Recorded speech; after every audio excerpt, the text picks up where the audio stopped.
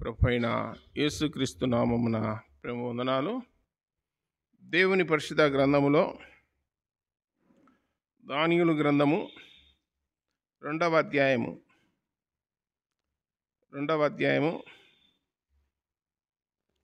17వ వచనం నుండి చదువుతున్నా. అప్పుడు దానియేలు తన ఇంటికి పోయి తన స్నేహితులైన అనన్యాకును, మిషాయేలుకును, అజర్యాకును సంగతి తెలియజేసి, తానును తన స్నేహితులను బబులోను తక్కిన జ్ఞానులతో కూడా నశింపకుండానట్లు ఆ కల యొక్క మర్మ విషయములో పరలోకమందున్న దేవుని వలన కటాక్షము పొంది నిమిత్తమై ఆయనను వేడుకొనుడని వారిని హెచ్చరించెను. అంతటా రాత్రి యందు దర్శనం చేత ఆ మర్మము దానియేలునకు బయలుపరచబడెను. కనుక దానియేలు పరలోకమందున్న దేవుణ్ణి స్తుతించెను. ఎట్లనగా, దేవుడు జ్ఞాన బలములు గలవాడు, యుగయుగములు అన్నిటను దేవుని నామం స్తుతినొందునుగాక. ఆయన కాలములను సమయములను మార్చువాడయుండి రాజులను త్రోసివేయుచు నియమించుచు ఉన్నవాడును, వివేకులకు వివేకమును, జ్ఞానులకు జ్ఞానమును అనుగ్రహించువాడై ఉన్నాడు. ఆయన మరుగు మాటలను మర్మములను బయలుపరచును. అంధకారములోని సంగతులు ఆయనకు తెలియను. వెలుగు యొక్క నివాస స్థలము ఆయన వద్ద ఉన్నది. మా పితరుల దేవా, నీవు వివేకమును బలమును నాకు అనుగ్రహించి ఉన్నావు. మేము అడిగిన ఈ సంగతి ఇప్పుడు నాకు తెలియజేసి ఉన్నావు గనక నేను నిన్ను స్తుతించుచు ఘనపరచుచు ఉన్నాను. ఏలైనగా రాజు యొక్క సంగతి నీవే మాకు తెలియజేస్తేవని దానియేలు మరలా చెప్పెను. చిన్న మాట ప్రార్థన చేద్దాం. పరలోకపు తండ్రి, మహిమగల దేవ, యేసు ప్రభువా, మీ పాదాలకు స్తోత్రాలు నాయన. మమ్మల్ని ప్రేమించి సజీవులుగా ఉంచి ఈ సమయాన్ని, ఈ దినాన్ని మాకు ఇచ్చినందుకు స్తోత్రములు. చదువుకున్న వాక్య భాగాన్ని, ముందున్న వాక్య భాగాలను దీవించి ఆశీర్వదించి మాకు పంచిపెడుదురని ప్రియరక్షకుడైన యేసుక్రీస్తు వారి ఘనమైన నామమున ప్రార్థించి దీనులమై వేడుకొనుచున్నాము తండ్రి. ఆమేన్. చదువుకున్న వాక్య భాగంలో దానియేలు గ్రంథము 2వ అధ్యాయము 17 నుంచి 23 వచనాలు చదివినాను. ఇందులో సందర్భం ఏమిటంటే, నెబుకద్నెజర్ రాజు ఒక కలగన్నాడు. కలగని మర్చిపోయినాడు. తర్వాత ఆయనకు నిద్ర పట్టలేదు. ఆ కలభామము చెప్పాలని చెప్పి బబులోను పట్టణములో నెబుకద్నెజర్ రాజు అక్కడున్నటువంటి మేధావులను, జ్ఞానులను, కల్దీల విద్య నెరిగిన వారిని, అక్కడున్న సైంటిస్టులను అందరినీ పిలిపించినాడు. గారడి విద్య చేసే వాళ్ళను, మంత్రగాళ్ళను, జ్యోతిష్యం చెప్పే వాళ్ళను అందరిని పిల్లంపి వారికందరికీ ఏం చెప్పినాడంటే, అయ్యా, రాత్రి నేను ఒక కలగన్నాను, మర్చిపోయినాను. అయితే మీరు మేధావులు కదా, మీరు జ్ఞానవంతులు కదా, దేవుడు మీకు జ్ఞానం ఇచ్చినాడు, వివేకం ఇచ్చినాడు కదా, నేను మర్చిపోయిన కలను ఎవరైతే చెప్తారో వారిని నేను బహుగా గణపరుస్తాను అని చెప్పినాడు. మేం చెప్తామని వచ్చినారు రాజు దగ్గరికి. వచ్చినాక రాజును అడుగుతా ఉన్నారు. ఏమని అడుగుతున్నారంటే, కళ చెప్పాయా, మేము అర్థం చెప్తాము అన్నారు.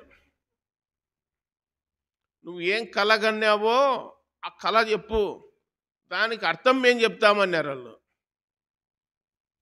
అంటే నేను మర్చిపోయినాను అన్నాడు. నువ్వు మర్చిపోతే ఎవరు చెప్తారు కళను? మర్చిపోయిన కళను ఎవరు చెప్తారు, ఎవరు చెప్పారు? భూమి మీద ఏ మానవుడు చెప్పజాలడు అన్నారు వాళ్ళంతా. దీని అర్థం ఏంటంటే, మానవుడు మరణిస్తే పరలోకానికి పోతాడు, నరకానికి పోతాడని తెలియజెప్పేటువంటి గ్రంథమే పరిశుద్ధ గ్రంథం. ప్రపంచంలో ఏ గ్రంథము ఈ గ్రంథానికి సాటి లేదు, పోటీ లేదు. మానవుడు మరణిస్తే ఎక్కడికి వెళ్తాడో పరిశుద్ధ గ్రంథం ఒక్కటే చెప్పేది. ఈ సత్యం ప్రపంచంలో ఏ మానవునికి తెలియదు. కాబట్టి కళ మర్చిపోతే మేమెట్లా చెప్తామన్నారు మనుషులు. అన్నప్పుడు ఇన్ని సంవత్సరాలు మీకు శిక్షణ ఇచ్చిన, ట్రైనింగ్ ఇచ్చిన, కలభావం చెప్తే చెప్పినట్లు, లేకపోతే మీకు మరణమే గతి అని చెప్పి మరణ శాసనానికి సంతకం పెట్టినాడు అంతే. రాజు తలుచుకుంటే దెబ్బలకు కొదవని ఏం చేసినాడంటే, ఈ కలభావము మీరు మతికి చేసి నాకు చెప్తే చెప్పినట్టు, లేకపోతే సచ్చారు అన్నాడు. ఒకరి ముఖాలు ఒకళ్ళు చూసుకుంటున్నారు.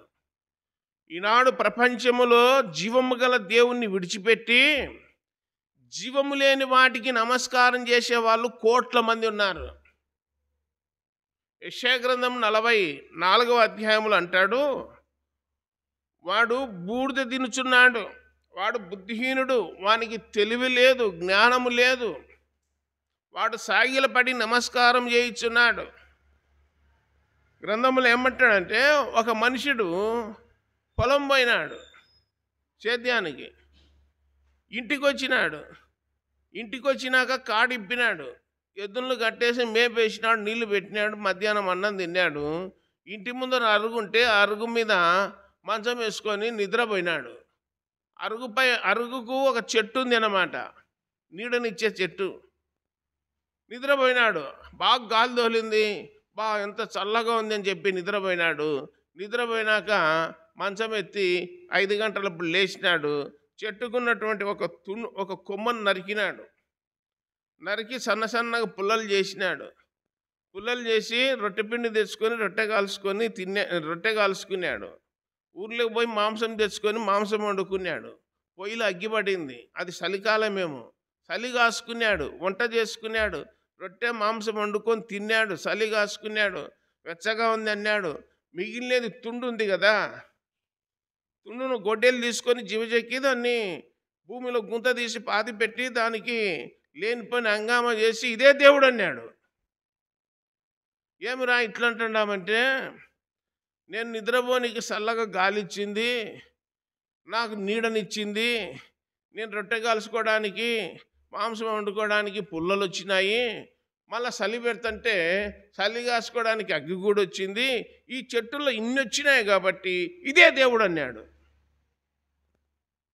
అయినున్న దేవుడు చూసి చెట్లను, శ్యామలను, జంతువులను, జలచరాలను, ఆకాశ పక్షులను, సూర్యుడిని, చంద్రుడిని, నక్షత్రాలను, సమస్తాన్ని సృష్టి చేసినది ఇది ప్రకృతి అంటారు. మానవుణ్ణి వాటికంతా పూజ చేయమని దేవుడు చెప్పలేదు.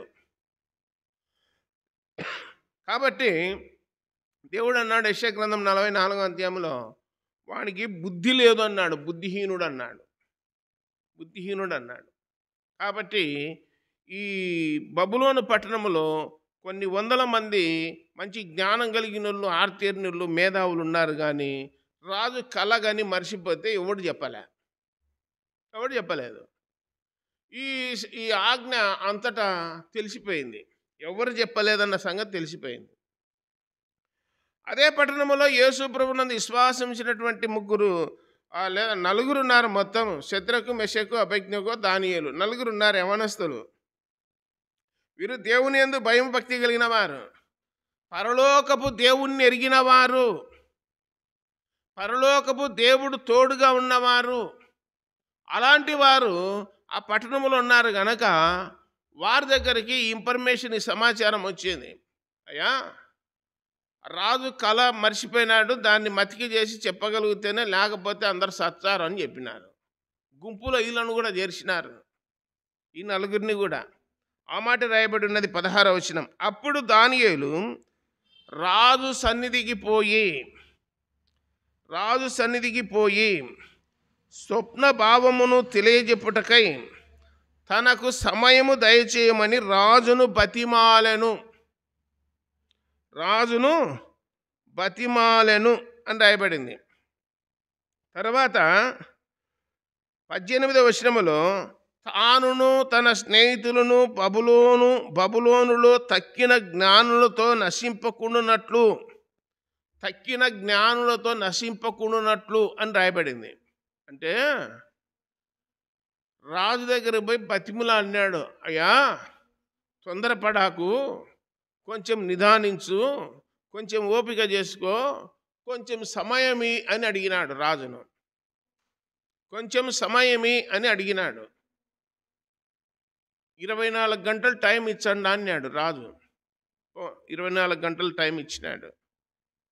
24 గంటలు అబ్జర్వేషన్లో పెట్టినాము అని ఏ సందర్భంలో చెప్తారు? హాస్పిటల్లో ఒక పేషెంట్ ప్రమాదకరమైన పరిస్థితులు ఉండినప్పుడు, అటో ఇటో ఉన్నప్పుడు డాక్టర్లు ఏం చెప్తారంటే అబ్జర్వేషన్లో పెట్టినాము, ఆ 24 గంటలు గడిచేంత వరకు మేమేమీ చెప్పలేము అంటారు. అలాంటి సమయం ఇచ్చినాడు ఈ నలుగురికి రాజు. 24 గంటలు అయిపోయిందా, మీ కథ కూడా అవుతుంది అన్నాడు. సరే సమయం ఇచ్చినాం, చాలా సంతోషం అని చెప్పి తక్కిన జ్ఞానులతో నశించకుండానట్లు అనే మాటను పట్టుకోవాలి మనం. ప్రపంచంలో 750 కోట్ల మంది ప్రజలున్నారు. ఈ ప్రజలతో యేసు ప్రభునందు విశ్వాసం ఉంచిన వారు నశించరు, అది దైవగ్రంథం చెప్పేది. యేసు ప్రభునందు విశ్వాసం ఉంచిన వారు మిగతా ప్రజలతో నశించరు. ఎందుకు నశించరంటే మిగిలిన ప్రజలు యేసు ప్రభును దేవునిగా కలిగి లేరు కాబట్టి వాళ్ళతో వీళ్ళు నశించకున్నట్లు శద్రకు, మెషకు, అబేద్నెగో, దానియేలు ఈ నలుగురు ఏం చేసినారంటే రాత్రంతా పరలోకపు దేవునికి, జీవము గల దేవునికి, సజీవుడైన దేవునికి మొరపెట్టినారు, బ్రతిమిలాడినారు.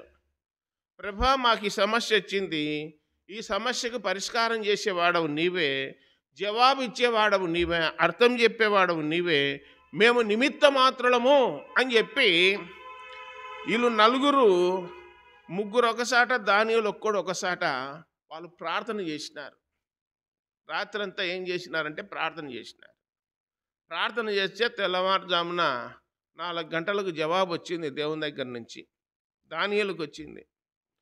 దానియేలుకు వచ్చినాక దానియేలు చెప్పిన మాటలు 19వ వచనంలో, అంతటా రాత్రి యందు దర్శనం చేత ఆ మర్మము దానియేలుకు బయలుపరచబడెను. ఏం దానియేలుకు ఒక్కనికే దేవుడు ఎందుకు చెప్పినాడు? అక్కడ ప్రపంచంలో 750 కోట్ల మంది ఉన్నారు, వాళ్ళకల్లా ఎందుకు చెప్పాలంటే వాళ్ళకు జీవము గల దేవునికి అలాంటి సంబంధం లేదు, కనెక్షన్ లేదు, కనెక్ట్ అనేది లేదు. దానియేలుకు మాత్రమే దేవునితో సంబంధం ఉంది, స్నేహం ఉంది. కాబట్టి దానియేలు దేవునికి మొరపెట్టినాడు, దేవుడు జవాబు ఇచ్చినాడు. అయితే అప్పుడు దానియేలు ఏం చేసినాడంటే పరలోకమందున్న దేవుణ్ణి స్తుతించెను. దేవుణ్ణి ఏం చేసినాడు? స్తుతించానంటే అర్థం ఏంటంటే, ప్రభువా అసాధ్యమైన దానిని సుసాధ్యం చేసినావు, ఈరోజు నీవు బయలుపరిచినావు, నీవు మాతో జవాబు చెప్పినావు, కనుక నేను నిన్ను గణపరుస్తున్నా, నేను నిన్ను స్తుతిస్తున్నా అని చెప్పి సంతోషంతో దేవుణ్ణి స్తుతిస్తూ ఉన్నాడు. బైబిల్లో అపొస్తల కార్యములు 3వ అధ్యాయంలో శృంగారమనబడిన దేవాలయము దగ్గర మెట్ల దగ్గర ఒక కుంటి భిక్షకుడు ఉన్నాడు, 40 ఏండ్ల ఉంటున్నాడు. ఆ 40 ఏండ్ల ఉంటున్న కుంటి భిక్షకుడు ఎన్నడే కానీ మందిరంలో కాలు పెట్టినోడు కాదు, మందిరం బయట ఉన్నాడే.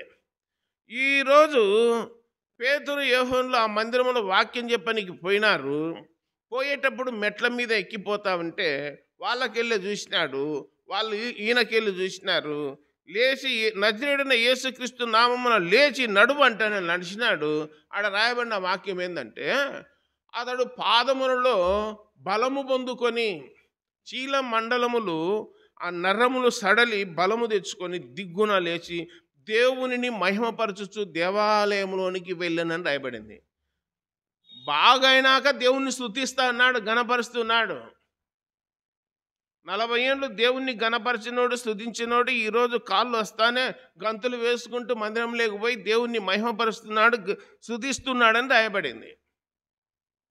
ఇలాగూ లూకాసు వార్త 17వ అధ్యాయం 10వ వచనములో 17:10లో యేసు ప్రభు సమరయ మార్గమున వెళ్ళవలసి వచ్చెను. 10 మంది కుష్ఠరోగులు సమరయులు, 10 మంది కుష్ఠరోగులు వారు యేసు ప్రభుకు ఎదురుగా వచ్చినారు. యేసు ప్రభు మమ్మల్ని కనికరించుము అన్నారు. 10 మంది అడిగినారు. వారు త్రోవన వెళ్ళుచుండగా 10 మంది శుద్ధులైరి అని రాయబడింది.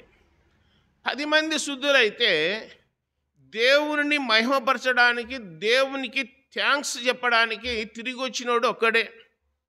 ఆ ఒక్కడు సమరయుడు, ఆ ఒక్కడు అన్యుడు అని రాయబడింది.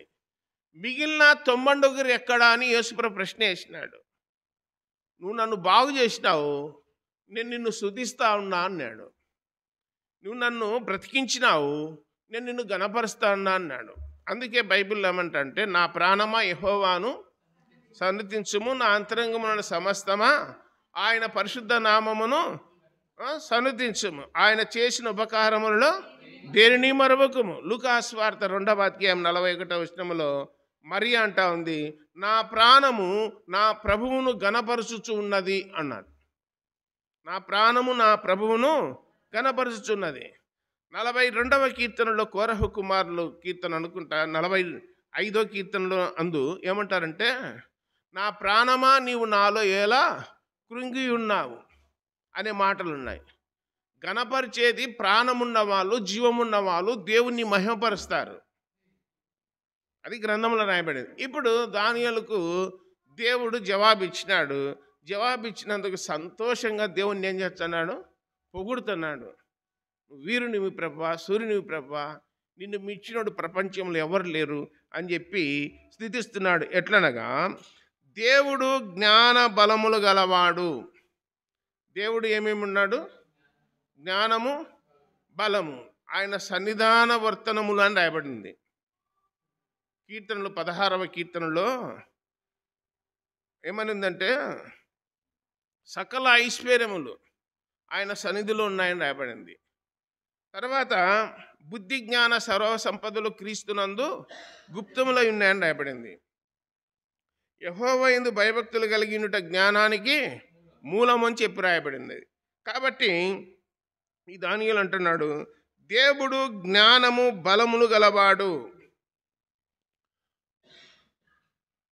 1 సమూయేలు గ్రంథము 2వ అధ్యాయము 8-9 వచనాలు అనుకుంటే అక్కడ ఏమంటారంటే, హన్నా అనే ఒక సహోదరు ఏమంటుందంటే, దేవుడు అనంత జ్ఞాని అని చెప్పింది. దేవుడు అనంత జ్ఞాని అన్నాడు. కీర్తనలలో ఆయన జ్ఞానమునకు మితి లేదు అని రాయబడింది. ఆయన జ్ఞానానికి మితి లేదని రాయబడింది. కాబట్టి ఆయన్ని మించిన జ్ఞానవంతుడు ప్రపంచంలో ఇంకొకరు లేడు. దేవుణ్ణి మించిన జ్ఞానవంతుడు ఇంకొకరు లేడు. దైవజనుడు పౌలు కొరింథీయులకు రాస్తూ 1వ పత్రిక 1వ అధ్యాయంలో దేవుని యొక్క వెర్రితనము మనుషుల జ్ఞానము కంటే విలువైనది అన్నాడు. దేవుని వెర్రితనము మనుష్య జ్ఞానము కంటే గొప్పది అన్నాడు. దేవుడి లోక జ్ఞానాన్ని వెర్రితనముగా చేసి ఉన్నాడని రాయబడింది. కాబట్టి ఇక్కడ జ్ఞానము, బలము, బలము గలవాడు కూడా దేవుడే, బలాన్ని ఇచ్చేవాడు కూడా దేవుడే. సంసోను విషయంలో తెలుసు కదా, సంసోనుకు 4 సార్లు బలాన్ని ఇచ్చినాడు. సింహాన్ని చంపడానికి బలాన్ని ఇచ్చినాడు. నక్కలను పట్టుకోవడానికి జ్ఞానం ఇచ్చినాడు. 2 ఇచ్చినాడు చూడు, బలం ఇచ్చినాడు, జ్ఞానం ఇచ్చినాడు. నక్కలను పట్టుకోవాలంటే ఏం కావాలి? బలం కాదు, నక్కలను పట్టుకోవడానికి జ్ఞానం కావాలి. ఆ తర్వాత ఆ దేవాలయానికి ఉన్నటువంటి 2 రాతి స్తంభాలను బలంగా ఒత్తడానికి ఏం కావాలంటే శక్తి, బలము కావాలి. ఆ బలాన్ని ఎవరు ఇచ్చినారు? దేవుడు ఇచ్చినాడు. సింహాన్ని చంపగలిగిన బలవంతుడు అని రాయబడింది. అంటే దేవుడు సంసోనుకు బలం ఇచ్చినాడు, జ్ఞానం ఇచ్చినాడు. దానియేలుకు బలం ఇచ్చినాడు, జ్ఞానం ఇచ్చినాడు. బలం ఇచ్చినాడు, జ్ఞానం ఇచ్చినాడు. దానియేలును సింహాల బలము నుండి కాపాడినాడా లేదా? బోన్లో సింహాల గుహలో కాపాడబడినాడా లేదా? కాబట్టి జ్ఞానం ఇచ్చేవాడు దేవుడు, బలం ఇచ్చేవాడు దేవుడు. తర్వాత ఎర్ర సముద్రాన్ని పాయలుగా చేసినప్పుడు బలమైన గాలి అని రాయబడింది. బలమైన గాలి నీళ్లను మధ్యన చీల్చింది. అప్పుడు ఆరిన నేల కనపడని చెప్పి దేవుడు తన బాహుబలము చేత అని రాయబడింది. ఆయన గద్దించగా మిక్కిలి నిమ్మలమాయనని రాయబడింది. అంటే నేను చెప్పే మాటలల్లో కూడా బైబిల్లో ఉన్నాయా లేదా? ఉన్నేటివే చెప్పేది, లేనివి కాదు, ఉన్నేటివే చెప్తాండి ఇది. కాబట్టి యుగ యుగములన్నట్టును దేవుని నామం స్తుతినందును గాక. 21వ వచనం, ఆయన కాలములను సమయములను మార్చువాడయుండి అని రాయబడింది. కాలములను సమయములను ఏం చేస్తాడు? మారుస్తాడు. మనం ఎప్పుడు మార్చాం? గడియారంలో ముళ్ళులు బ్యాటరీ అయిపోయినప్పుడు. మనకు ఛార్జింగ్ అయిపోయింది అనుకో, మనుషులకు ఛార్జింగ్ అయిపోతే ఏం చేయాలా? సిలైన్ బాటిల్ ఎక్కియాలా ఛార్జింగ్ కోసం, లేకపోతే నీరసం వచ్చి పడిపోతారు. ఆదివారం ఎక్కించంటారు ఛార్జింగ్, బలమైన ఛార్జింగ్ అది ప్రతి ఆదివారం. ఇక్కడ గ్రంథములు అంటున్నాడు, కాలములను సమయములను మార్చువాడెవరు? దేవుడు. సమయాన్ని మార్చగలిగిన వాడు, కాలాన్ని మార్చగలిగిన వాడు దేవుడు. ఇంకా మాటికి చెప్పుకోవాల్సింది వస్తుంది. అమెరికా దేశంలో కాలిఫోర్నియా, లాస్ ఏంజల్స్ ఈ 2 పట్టణాలలో జరిగిన సంఘటన మీరు ఎరుగుదురు కదా? ఎరుగుదురా లేదా? అక్కడ మందిరం కాలిపోలే, అన్నీ కాలిపోయినాయి, మందిరం కాలిపోలే. ఇంకొక దైవజనుడి ఇండ్లు కాలిపోలే. కొందరు మందిరానికి పోయే వాళ్ళ ఇండ్లు కాలిపోయినాయి, కానీ బైబిల్ కాలిపోలే. ఫ్రెష్గా ఉంది బైబిల్. ఎందుకుంది బైబిల్ ఫ్రెష్గా? నేను ఇంకొక అర్థం చెప్తున్నా దానికి. ఎందుకు చెప్తానంటే, ఫ్రెష్గా బైబిల్ ఎందుకుందంటే, చూసిన నేను సోషల్ మీడియాలో తెరిచి ఓపెన్ చేసి చూసిన బైబిల్ను. ఆ ఇంటోడు, ఆ ఇండ్లు కాలిపోయింది, ఇంటోళ్ళు ఘటన పడినారు. ఆ ఇంటోడు ఎన్నడే బైబిల్ చదవాలే. బైబిల్ ఇంట్లో ఉంది కానీ ఏం చేయలే? బైబిల్ చదవాలే. జిప్ ఓపెన్ చేయలే, చదవాలే. ఆ ఇంటోడు మళ్ళీ బైబిల్ చదువుకోవాలని దేవుడు కాలిపోకుండా ఏం చేసినాడు? మళ్ళీ చేతికి ఇచ్చినాడు. ఇప్పుడన్నా చదువురా, బుద్ధి వచ్చాదని. చదవాలనా లేదా బైబిల్ను? మీరు పుస్తకాలు మీ పిల్లలు బాగా చదివినారంటే అర్థం ఏంటంటే, స్కూల్ బ్యాగులో ఉన్న బుక్కులు అట్టలు ఊడిపోయి పుస్తకాలు మాసిపోయి ఉన్నాయంటే అర్థం ఏంటంటే బుక్కులు చదివినారని, అంటే తిరిగేసినారని. ఫ్రెష్గా ఉన్నాయనుకో, సంవత్సరం పడిన బుక్కులు బ్యాగులో, నోట్ బుక్కులు కానీ టెక్స్ట్ బుక్కులు కానీ ఫ్రెష్గా ఉన్నాయనుకో, ఏమైనట్టు? మీకు అర్థమవుతుందా చెప్పేది? ఫ్రెష్గా ఉన్నాయంటే పుస్తకాలు జోలికి పోలేదని. మీ చేతిలో బైబిళ్ళు ఉన్నాయి, మీ బైబిళ్ళు నలిగిపోకుండా, అందులో పేపర్లు మడతపడకుండా, అండర్లైన్లు కొట్టకుండా మీరు ఉన్నారంటే, 10 ఏళ్ళ ముంటి బైబిల్ ఫ్రెష్గా ఉందంటే మీరు దాన్ని తాకలేదని అర్థము. దేవునికి మీకు ఎలాంటి టచ్ లేదని, సంబంధం లేదని అర్థం. 10 ఏళ్ళకు 10 బైబిళ్ళు మార్చినామనుకో, ఏమైనట్టు? బాగా చదువుతున్నామని అర్థము. కాబట్టి ఇక్కడ వాక్యములు మనం చూస్తున్నాము. ఈ శద్రకు, మెషకు, అబేద్నెగో, దానియేలు అనేవాళ్ళు దేవునికి మొరపెట్టినారు, దేవుడు జవాబిచ్చినాడు. జవాబు ఇచ్చినందుకు వాళ్ళు సంతోషంగా దేవుణ్ణి ఏం చేస్తున్నారు? స్తుతిస్తూ ఉన్నారు, గణపరుస్తున్నారు.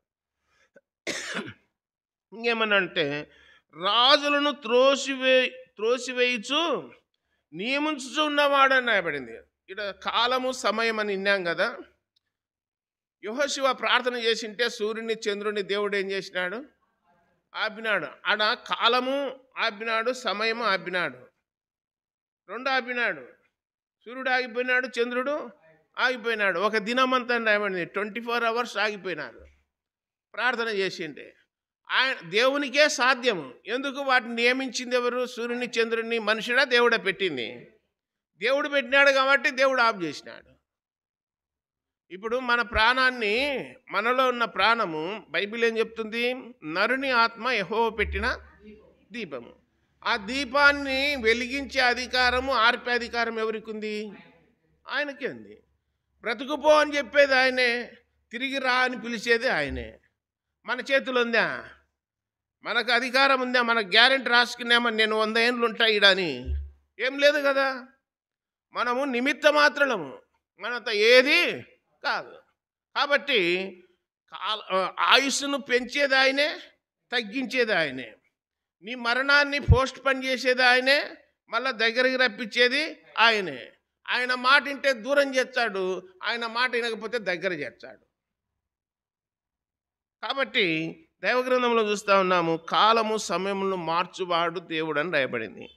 తర్వాత రాజులను త్రోసివేయచ్చు నియమించుచు ఉన్నవాడు ఆయనేనంట. తనకు నచ్చిన రాజులను పెట్టేవాడు ఆయనే. ప్రపంచంలో 257 దేశాలు ఉన్నాయి. అందులో ప్రధానులు పెట్టేవాడు దేవుడే, ప్రభుత్వాన్ని ఏర్పాటు చేసేవాడు దేవుడే, అధ్యక్షులను ప్రెసిడెంట్లను పెట్టేవాడు దేవుడే, రాష్ట్రపతులను పెట్టేవాడు ఆయనే, అధికారులను పెట్టేవాడు ఆయన అని చెప్పి గ్రంథంలో రాయబడింది. కాబట్టి ప్రభుత్వములైనను, రాజులైనను, అధికారములైనను అందరూ దేవుని పరిచారకులు అని చెప్పి రోమపత్రిక 15వ అధ్యాయంలో రాయబడింది. కాబట్టి వివేకులకు వివేకమును, జ్ఞానులకు జ్ఞానమును అనుగ్రహించువాడై ఉన్నాడు. కొన్ని విషయాలు దేవుని గురించి చెప్తున్నాడు. దేవుడు ఏమేమి ఇచ్చాడు మనుషులకు అని చెప్పి. వివేకం కలిగిన వాళ్ళకి ఏమి ఇస్తాడు? వివేకము. జ్ఞానులకు జ్ఞానము. వివేకానికి జ్ఞానానికి తేడేంటి? వివేకానికి జ్ఞానానికి తేడేంటి? ఇప్పుడు టమోటా పండ్లు కోసేటువంటి కత్తిపీట పెద్దోళ్ళ చేతుల్లో ఉందంటే అది జ్ఞానం, అది వివేకము. పిల్లల చేతుల్లో ఉందంటే అవివేకం. పిల్లల చేతులు ఏం ఉండకూడదు. అది పిల్లల చేతులు ఏముండాలా? అది ఉండకూడదు. ఇప్పుడు కత్తి ఉంది చేతిలో, పిల్లల చేతిలో. పెద్దోళ్ళ చేతులు ఉంది, పిల్లల చేతులు ఉంది. పిల్లల చేతులు అంటే ఏమవుతుంది? డేంజర్. పెద్దోళ్ళ చేతులు అంటే ఉపయోగానికి. అది జ్ఞానము వివేకానికి తేడా. పిల్లల చేతులు అంటే అవివేకము, పెద్దల చేతులు అంటే వివేకము, జ్ఞానము. అది తెలియకపోతే ప్రమాదము అని. అట్లా వివేకం కలిగి ఉండాలి. పావురాల వలె నిష్కపటులై పాముల వలె వివేకము కలిగి ఉండాలి. ఏదైనా ఆపద వచ్చేది, ప్రమాదం వచ్చేది కనిపెట్టి వివేకముతో తప్పించుకోవాలని చెప్పేది.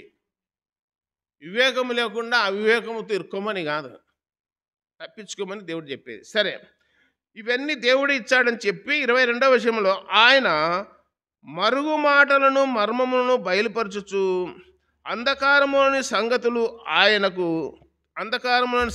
ఆయనకు తెలియను. వెలుగు యొక్క నివాస స్థలము ఆయన యొద్ద ఉన్నది అని రాయబడింది. వెలుగు యొక్క నివాస స్థలం ఎక్కడుంది? దేవుని దగ్గర. యేసు ప్రభు లోకానికి వచ్చినప్పుడు ఏమన్నాడు? ఈ లోకానికి నేను వెలుగై ఉన్నానన్నాడు. యోహాను సువార్త 8:12 అనుకుంటా, లేదంటే 5:12లో నేను లోకానికి వెలుగై ఉన్నానన్నాడు. మొదటి అధ్యాయం 2-3 వచనాలలో ఈ లోకమునకు వెలుగై ఉన్నాను, ఆ వెలుగు జీవపు వెలుగు, అది మనుషులను వెలిగించుచున్నదని చెప్పి రాయబడినది. ఆదియందు వాక్యం ఉండెను, వాక్యము దేవుని యొద్ద ఉండెను, వాక్యమే దేవుడై ఉండెను అని రాయబడింది. ఆ వాక్యము శరీరధారిగా కృపాసత్య సంపూర్ణకు మన మధ్య నివసించని రాయబడింది. లోకములోనికి వెలుగు వచ్చి ఉండెను, ఆ వెలుగు జీవపు వెలుగు, అది మనుషులను వెలిగించుచుండెని చెప్పి రాయబడినది. కాబట్టి ఆ వెలుగు యొక్క నివాస స్థలము ఆయన యొద్ద ఉన్నది. పరలోకానికి యేసు ప్రభువే దీపం. అక్కడ సూర్యుడు చంద్రుడు అక్కరలేదు. పరలోకంలో ఎవరు అక్కర్లేదు? సూర్యుడు చంద్రుడు అక్కర్లేడు. అక్కడ ఏమేమి లేవంటే పరలోకంలో సముద్రం లేదు, అక్కడ దుఃఖము లేదు, అక్కడ బాధ లేదు, అక్కడ ఏడుపు లేదు, అక్కడ ఆకలి లేదు, అక్కడ కరువు లేదు. అక్కడ ఏముంది? ఎప్పుడు సంతోషమే. పరలోకానికి వెలుగు యేసుక్రీస్తు అని రాయబడి, గొర్రెపిల్లయే దీపమై ఉన్నాడు. అక్కడ సూర్యుని కాంతి కానీ చంద్రుని కాంతి కానీ అవసరము లేదు అని రాయబడింది. కాబట్టి యేసుక్రీస్తే వెలుగై ఉన్నాడు. ఆయన నమ్ముకున్న వారు కూడా ఏమై ఉండాలా? వెలుగై ఉండాలా. ఒక డిసెంబర్ నెలలో వెలుగై ఉండి తర్వాత చీకటై ఉండమని కాదు. మన వాళ్ళంతా డిసెంబర్ నెలలో ఏమవుతారు? లోకమంతటా ఏం ప్రకాశించింది? వెలుగు చేతిలో ఉన్న క్యాండిల్ ద్వారా. అరే బలంది ఇది సాక్ష్యం. యేసు ప్రభు నిరంతరం వెలుగై ఉన్నాడు. బైబిల్లో దానియేలు గ్రంథం 12వ అధ్యాయం 3వ వచనంలో ఎందర బుద్ధిమంతుడైతే ఆకాశమందుల జ్యోతుల వలె ప్రకాశిస్తారు, నక్షత్రాల వలె ప్రకాశిస్తారు అని రాయబడింది. కాబట్టి ఇక్కడ వెలుగు యొక్క నివాస స్థలం ఆయన వద్ద ఉన్నది. మా పితరుల దేవ, నీ వివేకమును బలమును నాకు అనుగ్రహించి ఉన్నావు. కరెక్ట్గా చెప్తున్నాడు దానియేలు అంటున్నాడు, నాకు వివేకం ఇచ్చినావు, బలం ఇచ్చినావు. మేము అడిగిన ఈ సంగతి ఇప్పుడు నాకు తెలియజేసి ఉన్నావు గనక నేను నిన్ను స్తుతిస్తున్నాను. బర్త్డే వచ్చి ఏం చేస్తాం? సంతోషంగా ఉంటామండమ్మా. బర్త్డే వచ్చే దేవుని స్తుతిస్తామా లేదా? అదే మ్యారేజ్ డే వచ్చిందనుకో, అది కూడా స్తుతిస్తారు. ఎవరన్నా అబ్బాయి పుట్టినాడు అనుకో, లేదా అమ్మాయి పుట్టిందనుకో, సంతోషిస్తారా లేదా? ఏదన్నా మంచి కార్యాలు జరిగితే అన్నీ సంతోషమే. అందరూ సంతోషిస్తారా లేదా? ఈ దానియేలు అనేటువంటి ఈయనకు దేవుడు మరణ శాసనం నుంచి తప్పించి జవాబు ఇచ్చినాడు గనక సంబరంగా సంతోషంగా దేవుణ్ణి ఏం చేస్తున్నాడు? ఘనపరుస్తున్నాడు. రేపు ఆదివారం కదా, రేపు ఆదివారం 19వ తేదీ. మనం ఆదివారం దేవుని సన్నిధికి వచ్చి ఏం చేయాలి? ప్రభువా, మమ్మల్ని బ్రతికించినావు నాయనా, నేను నిన్ను స్తుతిస్తా ఉన్నాను. నువ్వు బ్రతికించినావు, సజీవులుగా ఉంచినావు కాబట్టి నేను స్తుతిస్తా ఉన్నాను, నిన్ను ఘనపరుస్తున్నాను. ఎంతోమంది లోకములో పెద్ద పెద్దోళ్ళు, గొప్ప గొప్పోళ్ళు, ధనవంతులు, గనులు లోకాన్ని విడిచిపోయినారు.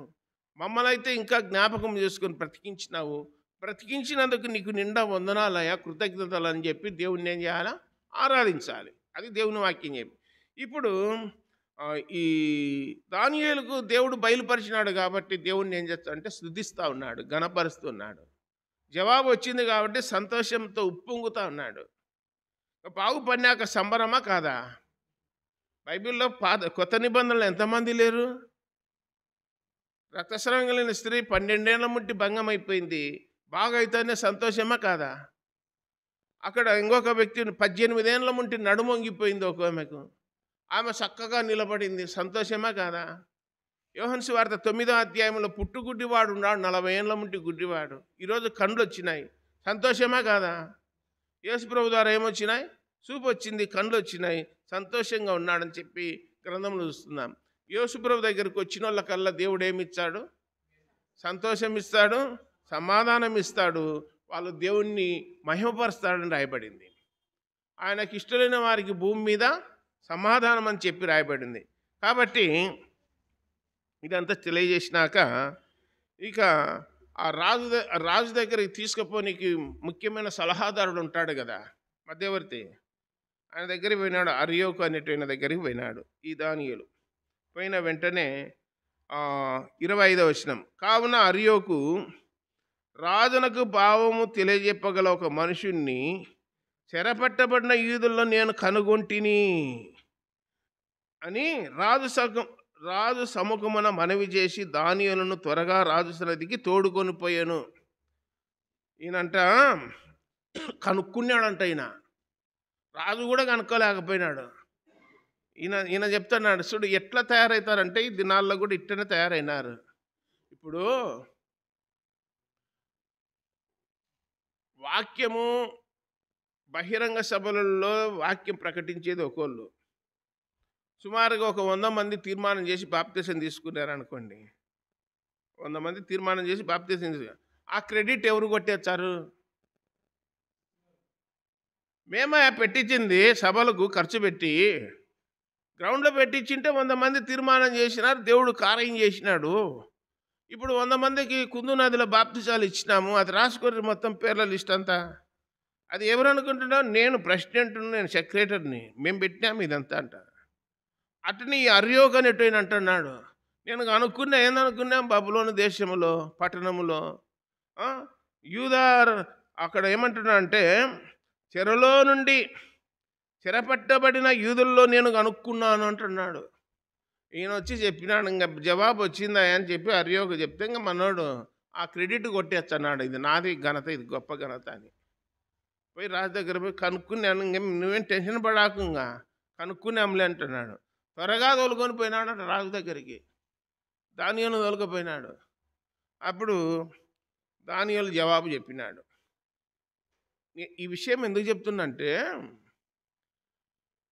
దానియేలు అనేటైన యవనస్తుడు రాజు మర్చిపోయిన కళను, దాని భావాన్ని, అర్థాన్ని మొత్తం చెప్పినాడు.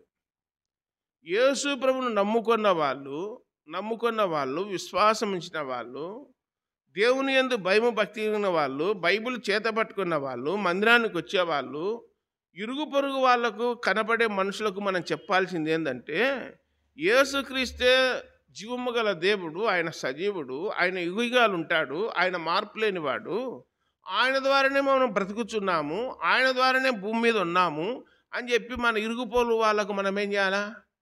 చెప్పాలా. అట్లా చెప్పమనే మనల్ని బ్రతికిచ్చేది దేవుడు. అట్లా చెప్పలేని వాళ్ళని ఏం చేస్తాడు? ఇంకా మీరు ఉన్నంత ఏం ప్రయోజనం లేదు, నా దగ్గరికి రండి అంటాడు. నా దగ్గరికి రండి అంటాడు అంతే. ఇంకా కాబట్టి వీళ్ళు సాక్ష్యంగా నిలబడినారు. ఒక మాటలో చెప్పాలంటే రొమ్మొడ్డి నిలబడినారు. మొత్తం ప్రపంచానికే నిలబడినారు నలుగురు.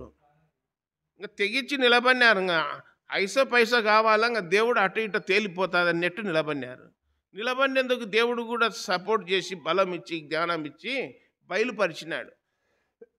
అప్పుడు అంటాడు, ఈ నెబుకద్నెజరు రాజు అంటాడు, అయ్యా మీరు నమ్ముకున్న దేవుడే నిజమైన దేవుడు, ప్రపంచంలో ఇంకొకరు లేరన్నాడు. 3వ అధ్యాయంలో ఆ మాట, మహోన్నతుడైన దేవుడయ్యా, పరలోకపు దేవుడు, అగ్నికి ఆహుతి కాకుండా కాపాడిన దేవుడు అని చెప్పి స్టేట్మెంట్ ఇచ్చిన వాడు నెబుకద్నెజరు. నెబుకద్నెజరుని గురించి కూడా దేవుడు ఏమన్నా అంటే, నా సేవకుడైన నెబుకద్నెజరు అన్నాడు. యూదా దేశం మీదికి, యెరూషలేము మీదికి నేను పంపిస్తున్నానన్నాడు. మీరు నా మాట వినందుకు మీకు ముక్కుకు గాలము తగిలిచ్చి బబులోను దేశానికి మిమ్మల్ని తోలుకొని పోతాడు. మీ మందిరములో ఉన్నటువంటి బంగారాన్ని, మీ దగ్గర ఉన్న బంగారం, వెండి వస్తువులు సమస్తాన్ని దోచుకొని పోతాడు. మీరు అక్కడ పోయి బానిసలుగా ఉంటారు, చెరలో ఉంటారు. నా దాసుడు, నా సేవకుడు బబులోను రాజు నెబుకద్నెజరు రాజును మీ మీదికి పంపుతానని చెప్పి 100 సార్లు హెచ్చరిక చేసినాడు. యెరూషలేము పట్టణంలో 100 సార్లు హెచ్చరిక చేసినా కానీ దేవుడు హెచ్చరిక చేసి దైవజనుల ద్వారా, ప్రవక్తల ద్వారా, రాజుల ద్వారా మాట్లాడుకుంటూ వచ్చే ఒక్కడూ లెక్క చేయలేదు. ఇప్పుడు చెరలేకపోయినాక ఆయన యందు భయము భక్తి కలిగిన వాళ్ళను దేవుడు విడిచిపెట్టాడు అనడానికి ఇది రుజువు. కీర్తనలు 9:10 ప్రకారము, నన్ను ఆశ్రయించే వారిని నేను విడిచిపెట్టువాడును కాదు అన్నట్లు వీళ్ళ నలుగురిని ఆ బబులోను పట్టణములో ఉన్నంతకాలం, ఆ రాజ్యంలో ఉన్నంతకాలం దేవుడు ఎన్నడగాని వాళ్ళను విడిచిపెట్టలే. వాళ్ళు ఆశ్రయించింది ఎవరిని? జీవము గల దేవుణ్ణి ఆశ్రయించినారు కనుక దేవుడు కూడా వాళ్ళని విడిచిపెట్టలేదు, వాళ్ళకు అండగా ఉన్నాడు. ప్రతి సమస్యలు కూడా పరిష్కారం చేస్తూ దేవుడు తోడయిండి వాళ్ళను విడిపించుకుంటూ, కాపాడుకుంటూ, వాళ్ళని సంరక్షిస్తూ, పోషిస్తూ, ప్రపంచంలో వాళ్ళకు లేని ఘనత, ఎవరికి లేని ఘనత వీళ్ళకు నలుగురికి క్రెడిట్ దొరికింది, క్రెడిట్ దక్కిందని చెప్పి లేఖనాల్లో చూస్తున్నా. కాబట్టి చెప్పవలసింది నేను దినవృత్తాంతములు 1వ గ్రంథంలో 2వ గ్రంథం 18వ అధ్యాయం 31 చూడండి, ముగింపు చేస్తాను ఒక 5 నిమిషాలు. 31 కాగా యెహోషాపాతు కనబడుటతోనే రథాధిపతులు అతడు ఇశ్రాయేలు రాజనుకొని యుద్ధము చేయుటకు అతన్ని చుట్టుకొనిరి. కానీ యెహోషాపాతు మొరపెట్టినందున యెహోవా అతనికి సహాయము చేసెను. దేవుడు అతని యుద్ధ నుండి వారు తొలగిపోనట్లు చేసెను. ఎట్లనగా రథాధిపతులు అతడు ఇశ్రాయేలు రాజు కాడని తెలుసుకొని అతని తరుముట మాని తిరిగిపోయిరి అని రాయబడింది. ఇక్కడ అర్థం ఏంటంటే, ఇక్కడ చదువుకున్న వాక్య భాగము దినవృత్తాంతములు 2వ గ్రంథం 18వ అధ్యాయం 31వ వచనములో యెహోషాపాతు అనే రాజు మంచి రాజు, నీతిని, యథార్థతను, సత్యాన్ని అనుసరించిన వాడు. అయితే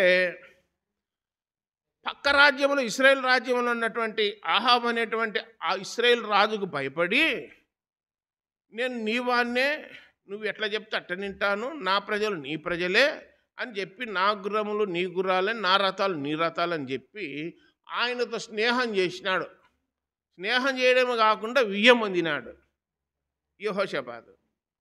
అందుకని ఏం చేసినాడంటే, దేవుని నమ్ముకున్న వాళ్ళను సాతానుడు అనేవాడు చాలా సులువుగా క్యాచ్ చేస్తాడు, ముందు మాన పెడతాడు.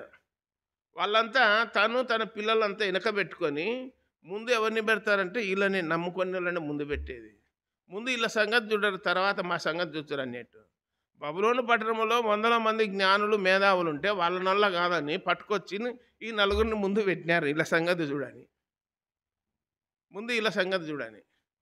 కాబట్టి ఆ ముందు మాన పెట్టడం వలన యెహోషాపాతును, నువ్వు రాజవస్త్రాలు ధరించుకో, కిరీటం పెట్టుకో, రథం మీద కూర్చో, యుద్ధంలోకి పోదామని చెప్పి తప్పుడు సలహా ఇచ్చి ఆహాబు యుద్ధంలోకి తోలుకపోయినాడు.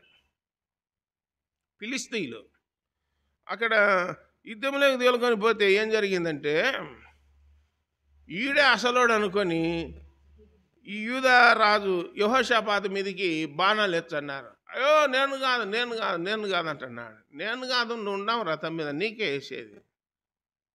దుష్ట సాంగత్యము మంచి నడవని జరిపను. దుష్టునితో సవాసం పోతే ఇరుక్కున్నాడు. ఇరుక్కున్నాక ఇంకా దిక్కుదెలక ఏం చేసినాడంటే పైకి చూసినాడు.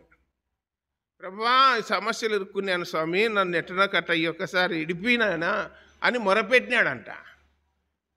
మొరపెడతానే దేవుడు ఆశ్చర్యకరంగా సహాయం చేసినాడు. ఒక మాటలు చెప్పాలంటే, శత్రు సైన్యము కందిరీగలు చుట్టుకునేట్టు, తేనెపారీగలు కందిరీగలు చుట్టుకునేట్టు చుట్టుకున్నారంట. ఎవరిని? యెహోషాపాతును. ఊపిరి ఆడక దేవునికి మొరపెడితే దేవుడు ఆశ్చర్యకరంగా సహాయం చేసి, ఇతడు అసలోడు కాదు, ఇతడు వేరే రాజు అని చెప్పి అతన్ని విడిచిపెట్టిరి, తరుముట మానిరి అని రాయబడింది. తప్పించుకొని వచ్చి బతుకుతి దేవుడు అని చెప్పి గడనమన్నాడు. కొన్ని సందర్భాల్లో దేవుని నమ్ముకున్న ఊరికే సులువుగా చిక్కిచ్చాడు సాతానుడు. ఊరికే బుక్ అయిపోతారు అమాయకంగా. ఇంకా మా బుక్ అయిపోయినాక ఇంకా నోరు తెచ్చి ఏమవుతుంది? ఇగ్గాల్సిందే, అది ఎటన గడగేయాల్సిందే. కాబట్టి ఇక్కడ కూడా యెహోషాపాతు మీదికి తెచ్చుకున్నాడు. మీదికి తెచ్చుకుంటే దేవునికి మొరపెడితే దేవుడు ఏం చేసినాడు? సహాయం చేసి విడిపించినాడని రాయబడింది. సహాయం చేసి విడిపించినాడని చెప్పి చూస్తూ ఉన్నాం. మరి దినవృత్తాంతములు మొదటి గ్రంథం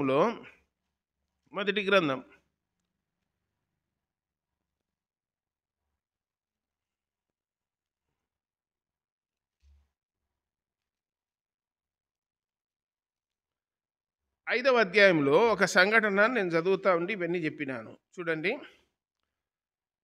5వ అధ్యాయము 19వ వచనం. వీరు అగ్రీలతోనూ, ఏతూరు వారితోనూ, నాఫీసు వారితోనూ, నోదాబు వారితోనూ యుద్ధము చేసిరి. యుద్ధమందు వారు దేవునికి మొరపెట్టగా, 20వ వచనం.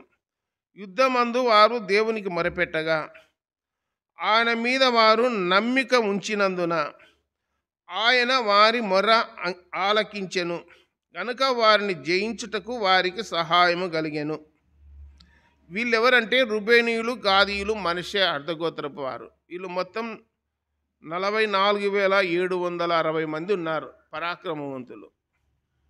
4 జాతుల ప్రజలతో యుద్ధం చేస్తూ ఉన్నారు. యుద్ధం చేసేటప్పుడు ఏం చేసినారంటే, వారు దేవునికి మొరపెట్టగా అని రాయబడింది 20వ వచనం.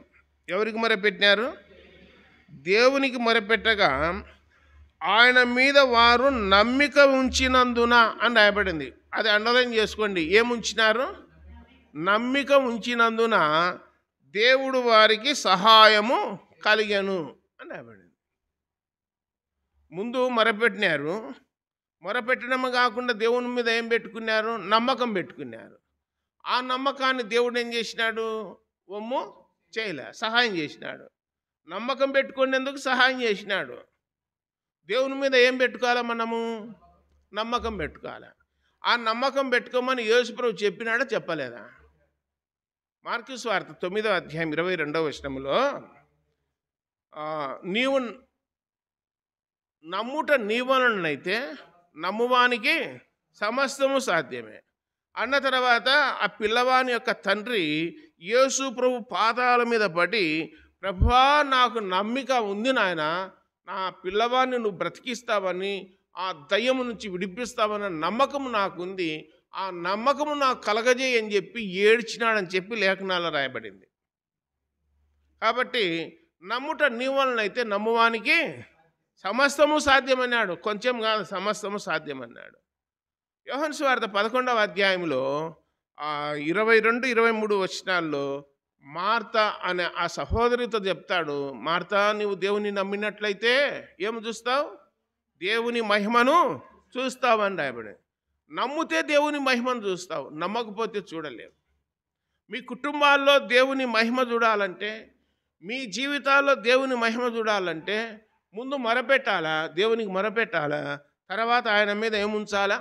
నమ్మకం ఉంచాలి. నేను నమ్మిన దేవుడు ఖచ్చితంగా నాకు సహాయం చేస్తాడు అన్న నమ్మకం ఉంచాలి. ఆ నమ్మకము ద్వారా నువ్వేం చూస్తావంటే మహిమ పొందుతావు, మహిమను చూస్తావు, దేవుని మహిమను చూస్తావు అని రాయబడింది. ఇలా అనుకున్నారా? బబులోనుకు పోతున్నాం మేము, మాకు పెద్ద పెద్ద పోస్టులు ఇచ్చారని అనుకున్నారా నలుగురు? ఏమనుకున్నారు? చెరలోనికి పోయిన బానిసలు సరైన టయానికి కూడా వాళ్ళకు ఫుడ్డు, నీళ్ళు అవి ఏమి ఉండవు. మొత్తం మీద సెలక్షన్స్ పెడితే ఆ సెలక్షన్లలో ఏమైనారు?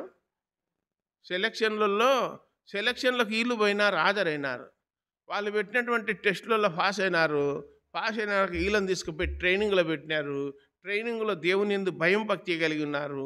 ఆ భయం భక్తి కలిగి ఉన్న కారణాన దేవుడు ఏం చేసినాడంటే విడిచిపెట్టకుండా వాళ్ళను కూడా సెలెక్ట్ చేసినాడు. సెలెక్ట్ చేసింది దేవుడే. రాజు దగ్గర మేము నిలబడతామని చెప్పి 100 మంది వచ్చినారు, కానీ చివరికి రాజు దగ్గర నిలబడింది 4. మేము పోతాం కనాన్ దేశం పోతున్నాం, ఎర్ర సముద్రం దాటినాము, అరణ్యములు దాటినాము, మొత్తం అరణ్యం 40 ఏళ్ళు తిరిగినాం, ఇంకా రేపు మాపు ఇంకా దగ్గర ఉంది కనాన్ దేశం, పోతున్నాం అవతలికి అన్నారు. అందరు ఇడాగర్రి మోయాబు దేశంలో ఆ మైదానం లాగరన్నాడు. అందరు ఆగినాక వాళ్ళకి చెప్తున్నాడు, మళ్ళీ ఎన్నికి బర్రి, నా మీద తిరుగుబాటు చేస్తారా మీరు, అంత వెనకకు బర్రి అన్నాడు. ఆడ ప్రవేశించింది ఎవరు? యెహోషువ, కాలేబు. మోసే, అహరోన్లు కూడా లేరు. ఆ జనరేషన్ అంతా చేరినారా? వాళ్ళకు పుట్టిన పిల్లలు చేరినేది, వాళ్ళకు పుట్టిన పిల్లలు ఆ దేశంలో చేరినారని రాయబడింది. కాబట్టి అంతం వరకు సహించిన వాడు రక్షింపబడతాడని రాయబడింది. దేవుడి తలంపులన్నింటినీ మనందరి కొరకు దీవించును గాక. ప్రార్థన. పరలోకపు తండ్రి, మహిమగల దేవ, యేసు ప్రభువా, మీ పాదాలకు స్తోత్రాలు నాయన. మమ్మల్ని ప్రేమించి సజీవులుగా ఉంచి జీవము గల మీ మాటలు వినడానికి కృప చూపారు, మీకు స్తోత్రాలు నాయన. ప్రమాదకరమైనటువంటి సంఘటనలు, ప్రాణాపాయము కలిగినప్పుడు, మీ పాదాల చెంత మొరపెట్టినప్పుడు ఆశ్చర్యకరంగా సహాయం చేసి మీ భక్తులకు తోడుగా ఉండి కాపాడిన రక్షకుడా, మీకు స్తోత్రాలు చెల్లిస్తూ ఉన్నాం. అప్పుడైనా ఇప్పుడైనా నిరంతరం ఒకే రీతిగా ఉన్నారు. మీరు మార్పులేని దేవుడుగా మా మధ్యన ఉన్నారు, మీకు స్తోత్రాలు చెల్లిస్తూ ఉన్నాం. మీ ద్వారానే భూమి మీద ఉనికి కలిగి ఉన్నాం, చలనం కలిగి ఉన్నాం, బ్రతుకుచున్నాం. దేవా స్తోత్రములు, పరిశుద్ధుడా స్తోత్రాలు. యుగాంతమందున్న మాకు బుద్ధి కలగడానికి, బోధ కలగడానికి దృష్టాంతములుగా లేఖనాలను రాయించినందుకు మీకు స్తోత్రాలు. విన్న వాక్యము ప్రజలు హృదయాల్లో భద్రపరుచుకొని ముందుకు సాటు కృప చూపండి. మా విశ్వాసాన్ని అభివృద్ధిపరచండి. మిమ్మల్ని హత్తుకొని ముందుకు సాటకు దయచూపండి. రేపటి దినం ప్రభుదినము మిమ్మల్ని ఆత్మతో సత్యంతో ఆరాధించే భాగ్యం మాకు దయచేయండి. మమ్మల్ని అందరినీ దర్శించి బలపరిచి ఆదుకొని సహాయం చేసి మహిమ పొందుదరని, రేపటి దినానికి సిద్ధపరచుదరని ప్రియరక్షకుడైన యేసుక్రీస్తు వారి శ్రేష్టమైన ఘనమైన నామమున ప్రార్థించి దీనులమై వేడుకొనుచున్నాము తండ్రి. ఆమేన్. అందరికీ వందనాలమ్మా, వందనాలు.